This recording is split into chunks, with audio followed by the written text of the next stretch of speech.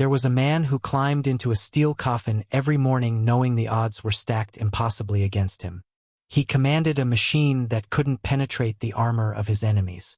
He watched friends burn alive in vehicles identical to his own.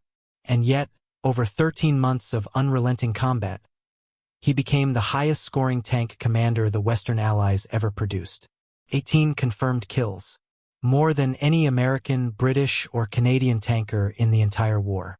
His name was Sydney Radley-Walters, and history barely remembers him. The question isn't just how he survived. The question is how a 24-year-old with almost no combat experience learned to kill the most dangerous fighting machines ever built, using equipment everyone knew was second-rate. This is the story of a man who fought the wrong war with the wrong weapons and somehow won anyway. June 7, 1944.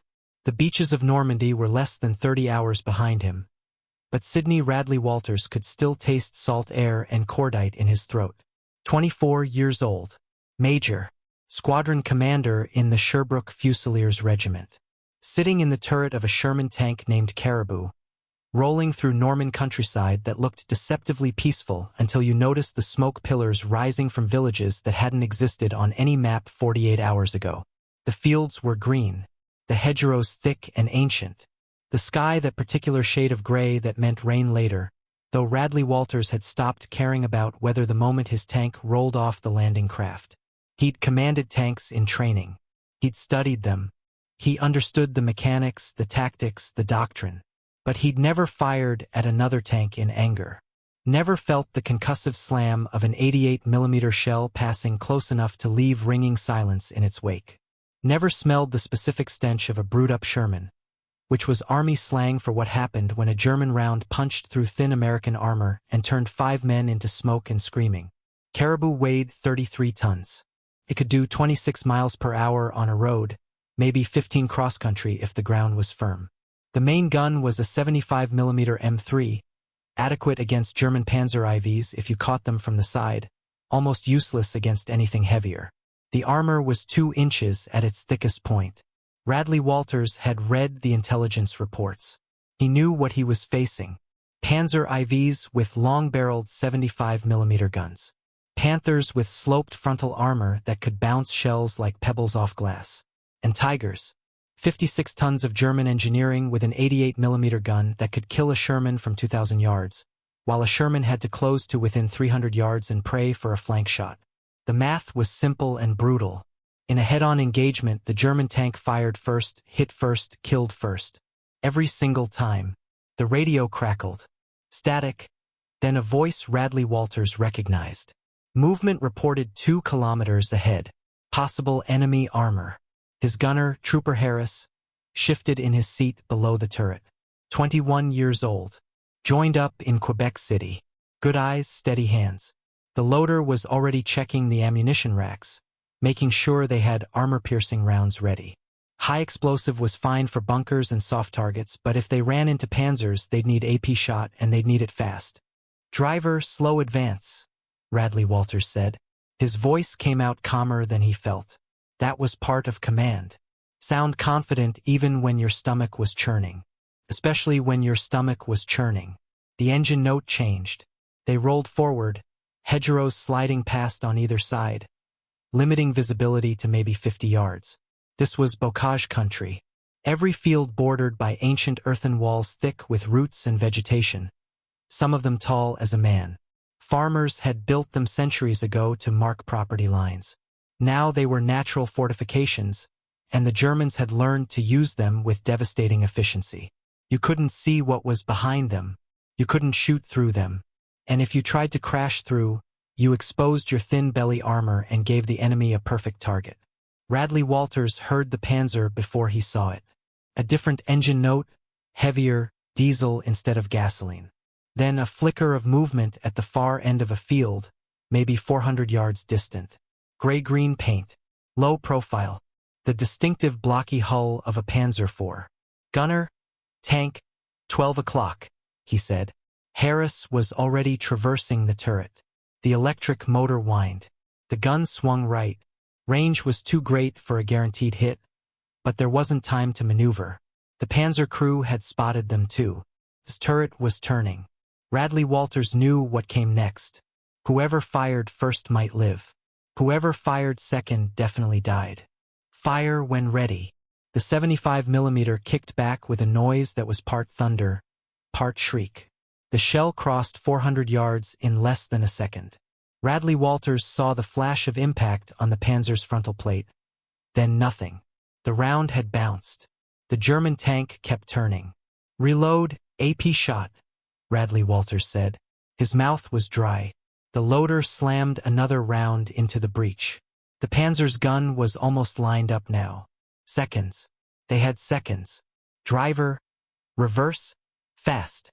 The Sherman lurched backward. Not fast enough. Never fast enough. But the Panzer fired as they moved, and the shot went wide, clipping the hedgerow behind them. Dirt and vegetation erupted. The shock wave was physical.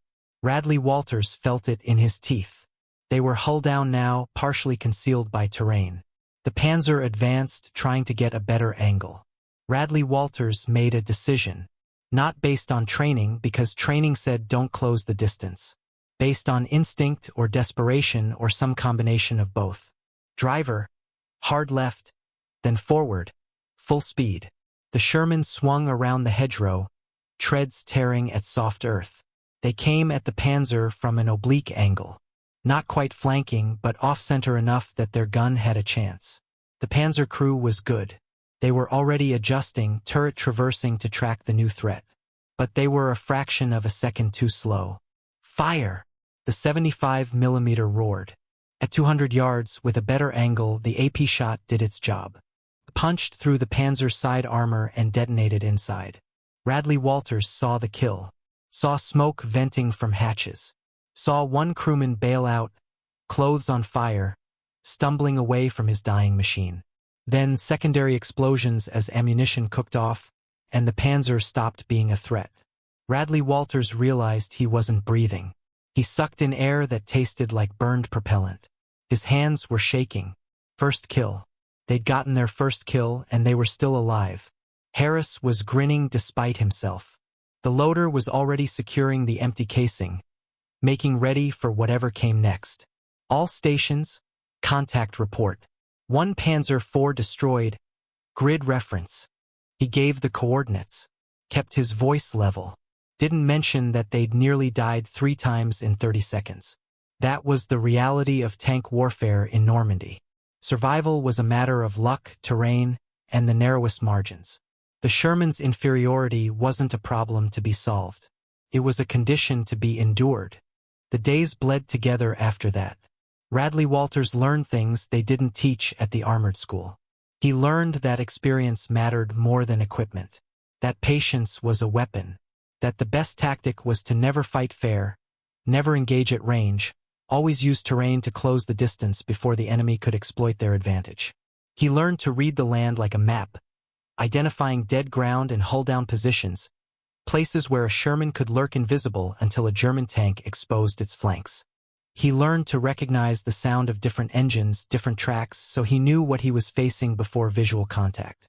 He learned that speed and surprise could sometimes substitute for armor and firepower, though the substitution was never complete and never guaranteed.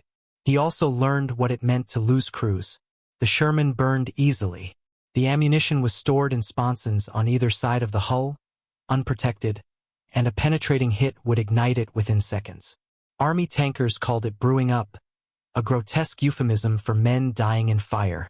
Radley-Walters saw it happen. Not to his own tank, not yet, but to others in his squadron.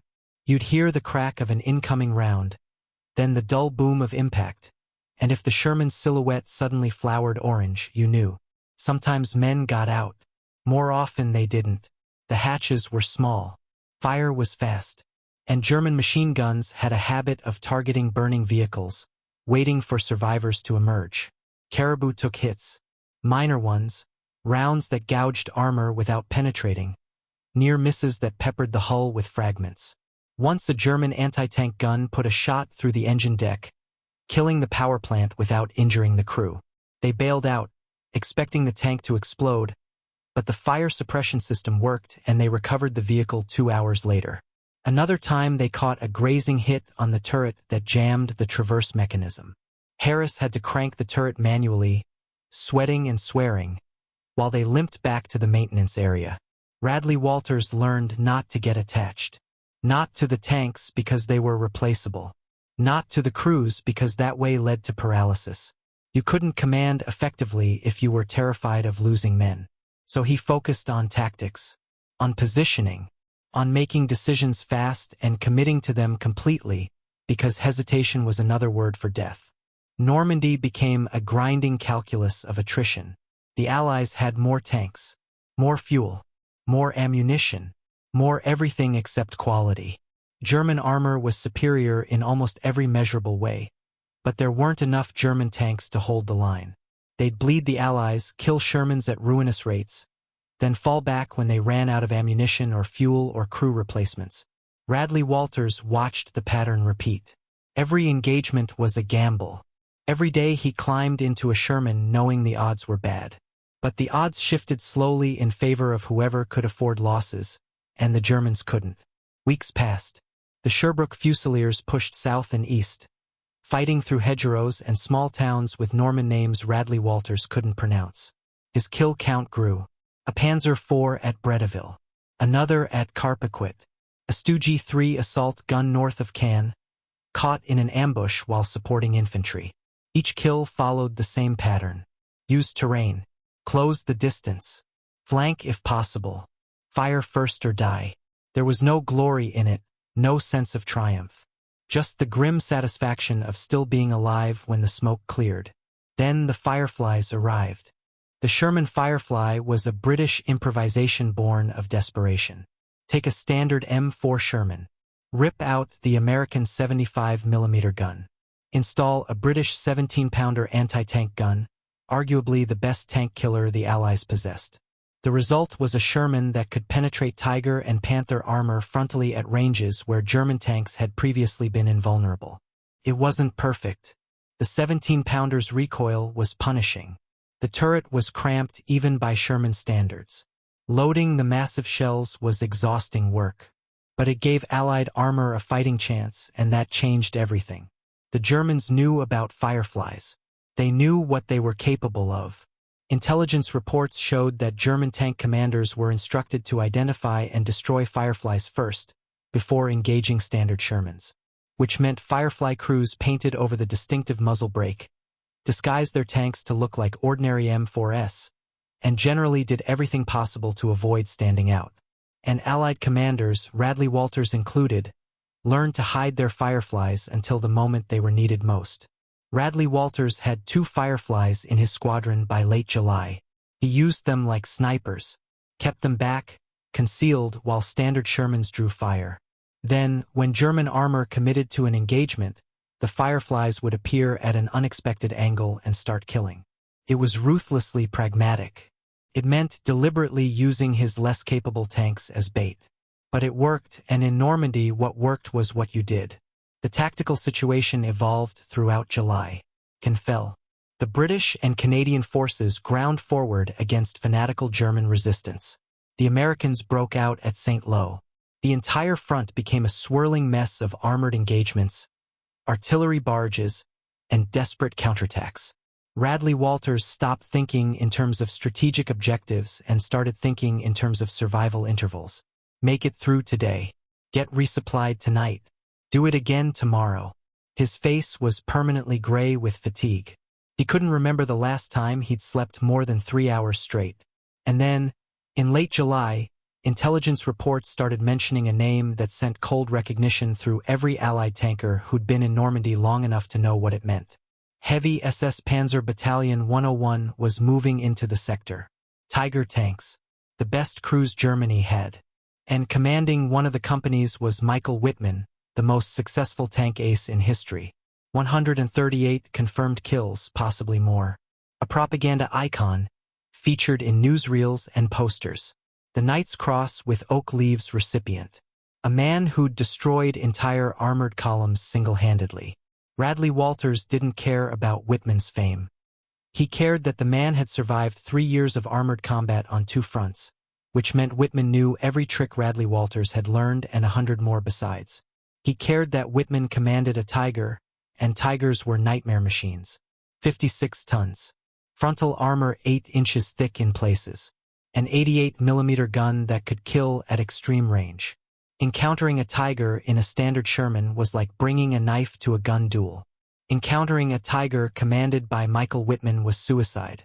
The engagement that would define the rest of Radley-Walters' life began on August 8, 1944. Operation Totalize, a massive Canadian offensive designed to break through German lines south of Caen and push toward Falaise.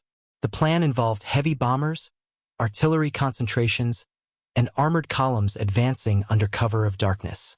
It was ambitious, complex, and immediately started going wrong in the way operations always went wrong when you tried to coordinate thousands of vehicles and tens of thousands of men across a fluid battlefield.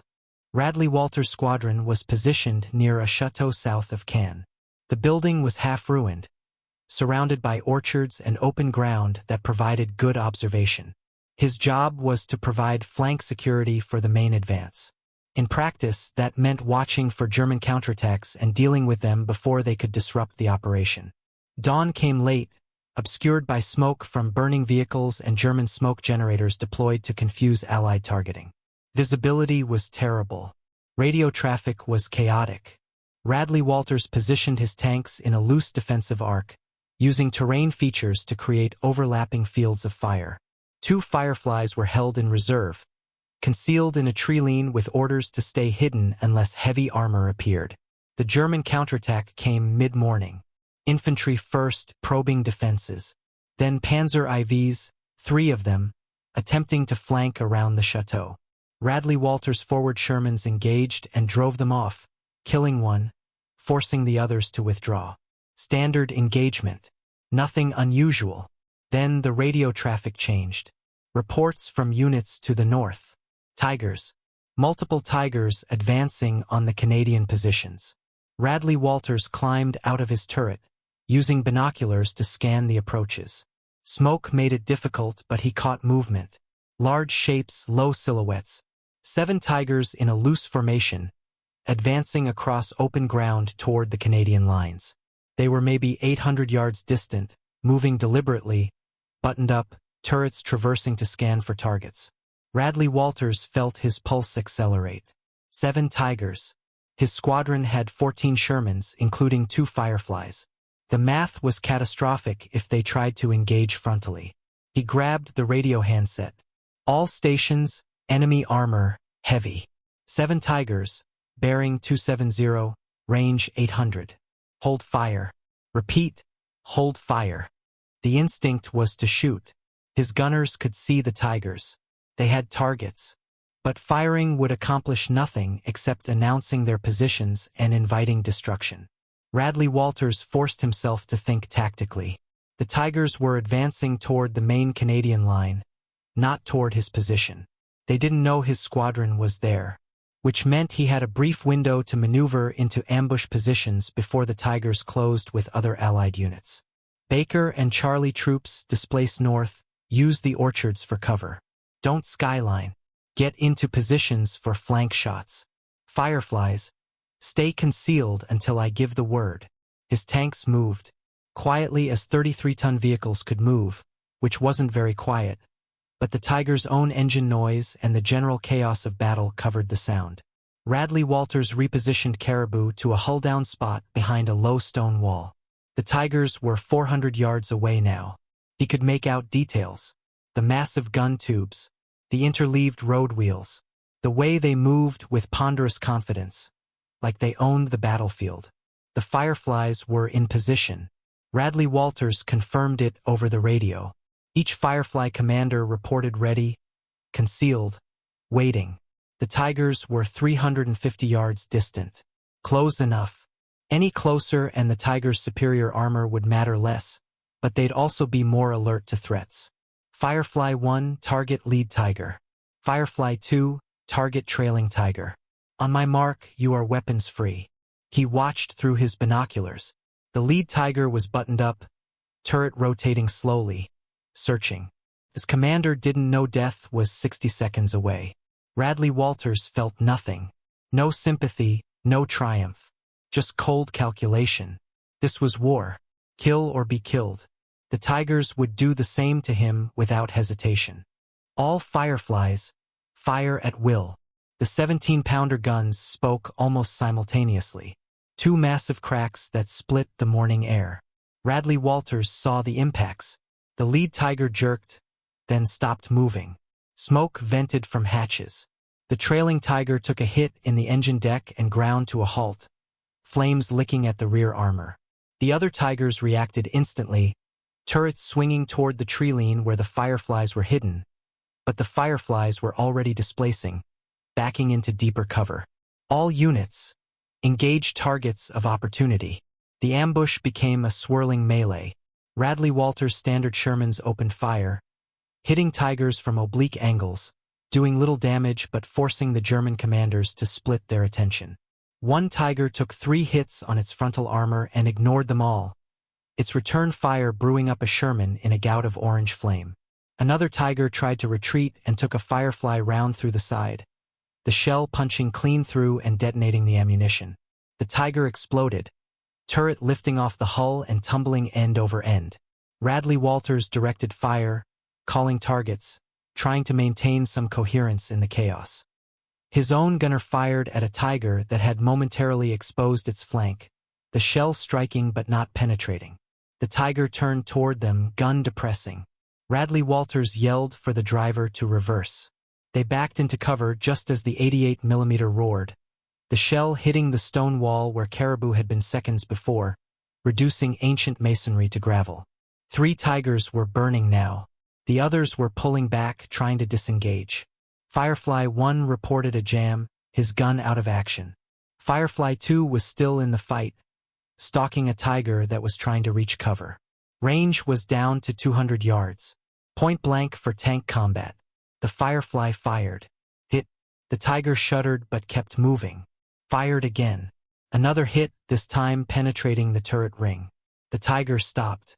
Hatches opened. Crew bailed out. Radley-Walters counted. 7 Tigers engaged. 4 destroyed outright. 2 disabled and abandoned. 1 escaped.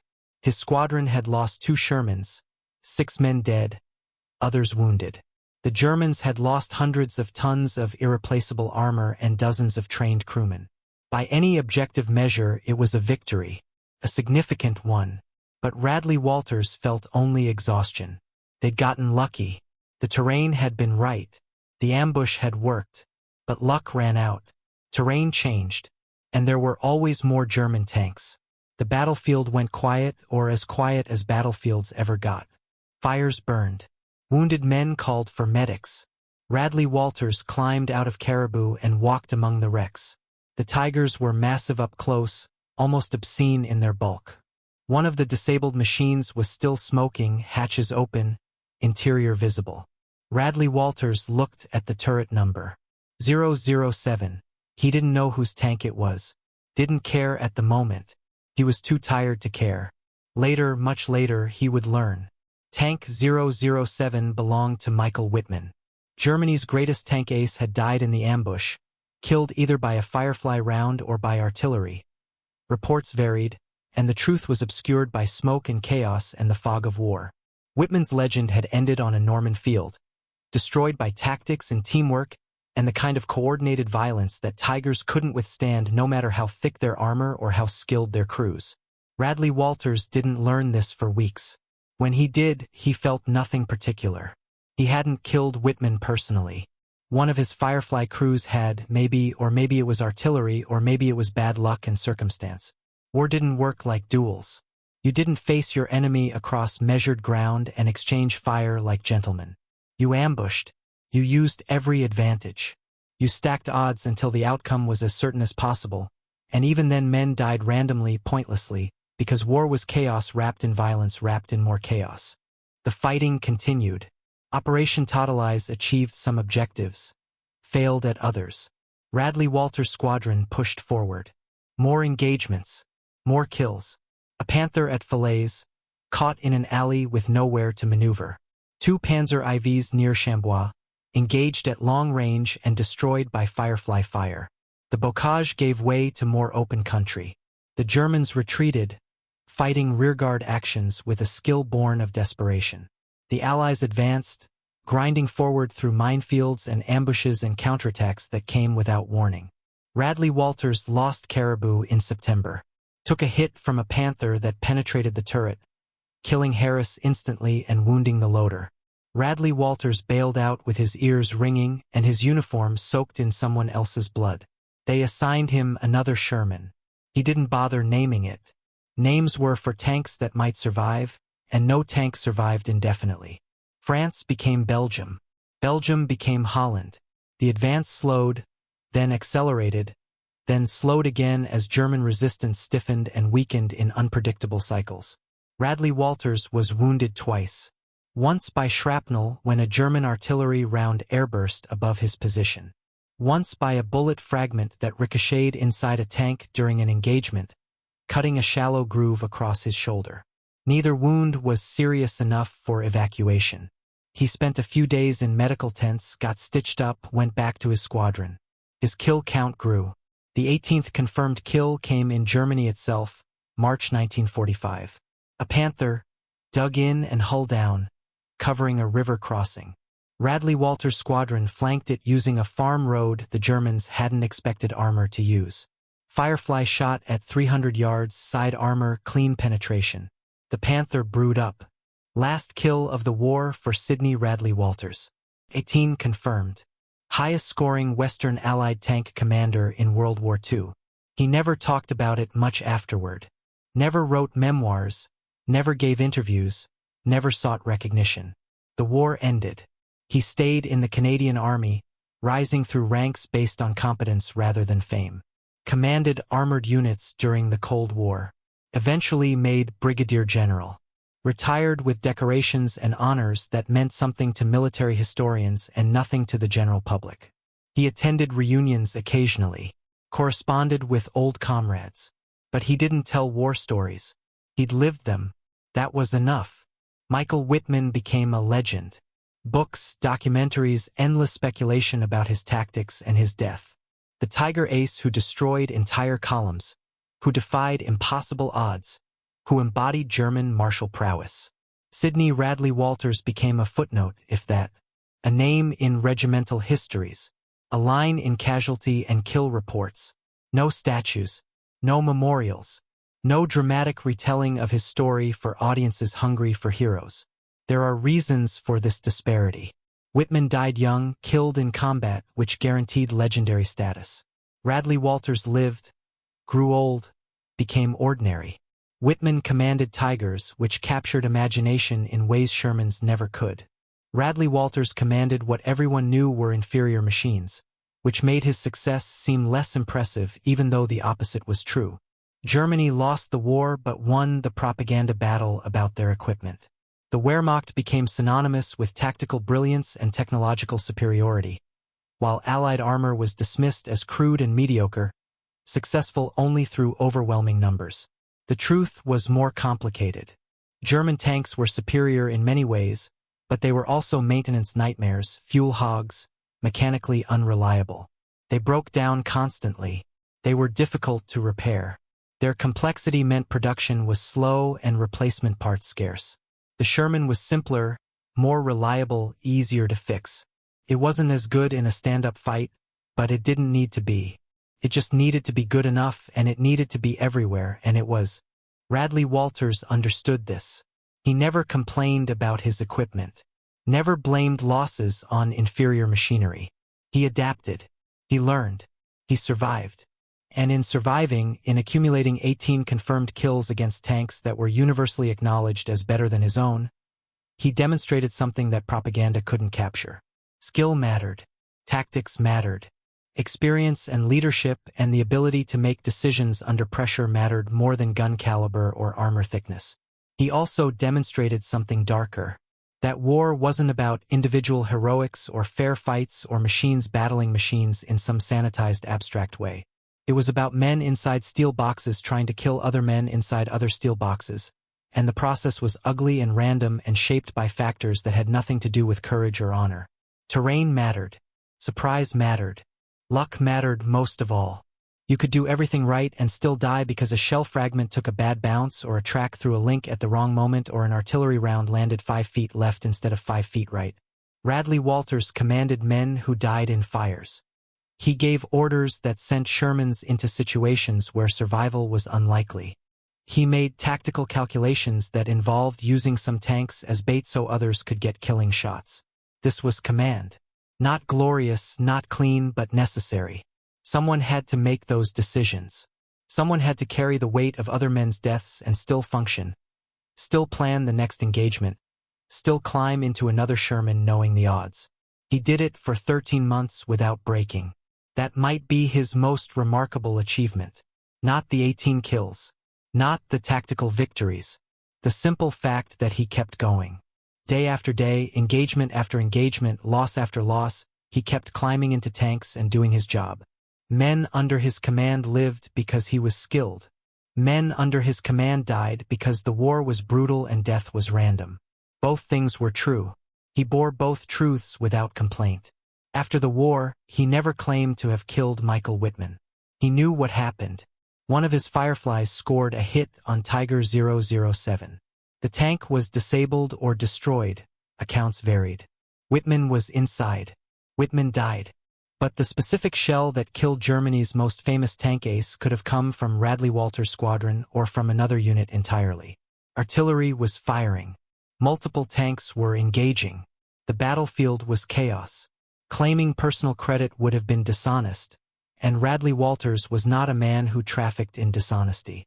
This lack of self-promotion contributed to his obscurity. Wittmann's death became a historical puzzle, debated endlessly, with various units and individuals claiming credit.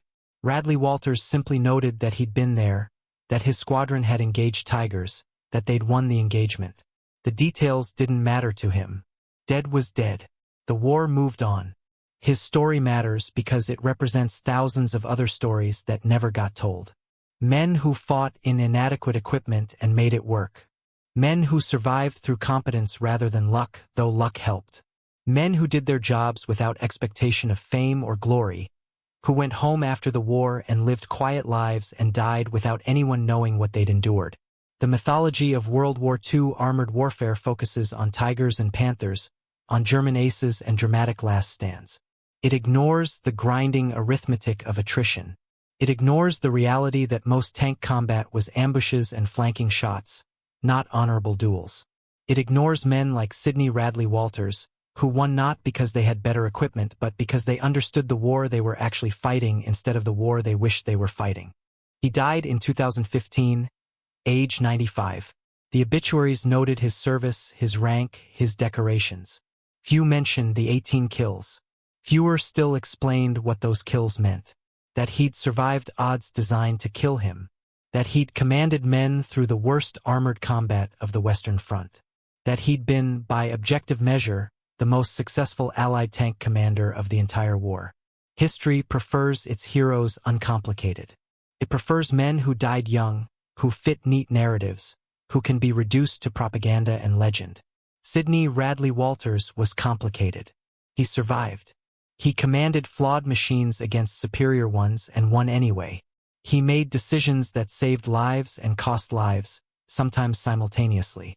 He carried the weight of those decisions for 70 years after the war ended, never seeking absolution, never claiming virtue, simply living with what he'd done because someone had to do it.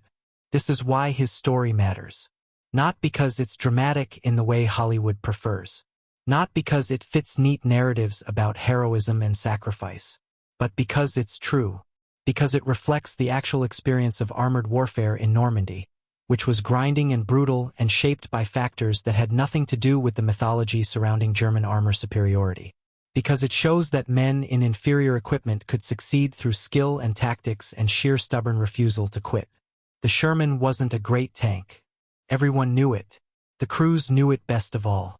They climbed into those machines every morning knowing they were outmatched. They did it anyway. They adapted tactics.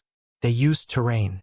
They developed techniques for surviving against tigers and panthers. And sometimes, when everything aligned, when the tactics worked and the terrain was right and luck was on their side, they won. Sydney Radley-Walters won 18 times. 18 confirmed kills. Each one representing a moment when he made the right decision under pressure, when his crew executed flawlessly, when the shell hit where it was aimed and penetrated where it needed to penetrate. 18 times he beat odds that should have killed him. 18 times he and his crews walked away while German tankers burned or bled or died inside machines everyone said were invincible. And then the war ended. He went home. He lived. He grew old. And history forgot him because history prefers its legends dead and its narratives simple, and Sydney Radley-Walters was neither. So here we are. You've just heard a story that most people don't know. A story about a 24-year-old who became the highest-scoring Western Allied tank commander of World War II while commanding equipment everyone agreed was inferior. A story about survival and tactics and the brutal mathematics of armored warfare. A story about a man who never sought fame and got exactly what he wished for, which was obscurity. If you found this story valuable, if it changed your understanding of what tank combat actually looked like, do me a favor. Subscribe to this channel. Hit the like button. It helps more people discover stories like this one. Stories that deserve to be told even if they don't fit the usual narratives. And leave a comment. Tell me what you think. Did you know about Sydney Radley-Walters before this video? Do you think stories like his get enough attention? What other forgotten figures from World War II do you think deserve to be remembered? I read every comment, and your input helps shape what stories I tell next. Thanks for watching. Remember the stories that history forgot. Remember the men who fought in steel coffins and somehow survived. Remember Sydney Radley-Walters.